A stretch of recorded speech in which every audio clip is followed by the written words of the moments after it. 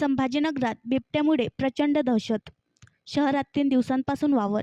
One विभागाने सापळे लावले, पण जेरबंद करण्यात अद्याप अपयश.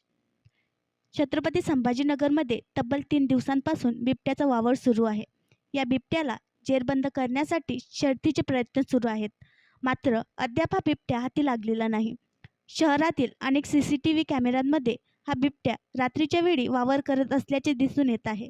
त्यामुळेच लहान मुलांना रस्त्यावर एकटे न सोडण्याचे आवाहन केले जात आहे. या प्रकरणी दर्गा परिसरातील पोदार शाळेला गुरुवारी सुट्टी जाहीर करण्यात आली आहे.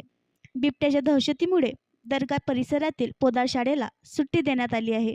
सुरुवातीला या भागातील 4 शाळांना सुट्टी दिल्याचे वृत्त होते, पण शालेय प्रशासनाने हे वृत्त फेटाळले. याच भागातील उल्कानगरी परिसरात सोमवारपासून बिबट्याचा वावर आहे. वन विभागाने त्याला पकडण्यासाठी उल्कानगरी, खिवनसरा पार्क व पोदार शाळेजवळ पिंजरे लावले आहेत. नाशिक येथील 4, जुन्नर येथील 11 वनरक्षक कर्मचाऱ्यांसह छत्रपती संभाजीनगर येथील 90 कर्मचारी बिबट्याचा शोध घेत आहे. बुधवारी वन विभागाने उल्कानगरीपासून ते पैठण रोडवर बेस्ट प्राईजपर्यंत बिबट्याचा शोध घेतला, परंतु बिबट्या असल्याचा कोणताही सुगावा लागला नाही. झाडाझुडपात पिंजरा ठेवला असून भक्ष्य म्हणून त्यात शेळी ठेवली आहे. याशिवाय बिबट्याला जाळे लावून पकडण्याचा प्रयत्न केला जाणार आहे. छत्रपती संभाजीनगर शहरातील सर्वात मोठ्या मॉलजवळ बिबट्या दिसला आहे. छत्रपती संभाजीनगर शहरात बिबट्याची दहशत आहे.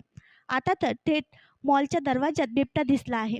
पहाटे 3:30 वाजेच्या सुमारास बिबट्या मॉलच्या प्रवेशद्वाराजवळ दिसला. सुदैवाने दरवाजा बंद असल्याने बिबट्या बाहेरूनच परत फिरला. दरम्यान मागील 70 तासांपासून कोणतीही हालचाल बिबट्याची झालेली नाही. संपूर्ण नाले तपासले, तो चुकून या मार्गाने आला असावा. हा त्याचा नेहमीचा मार्ग नसावा. अचानक या भागात नागरी वसाहतीमुळे तो रस्ता चुकला असावा. नागरिकांनी घाबरू नये, अफवांवर विश्वास ठेवू नये असे आवाहन नाशिक रेस्क्यू टीमचे सदस्य अभिजित महाले यांनी केले आहे.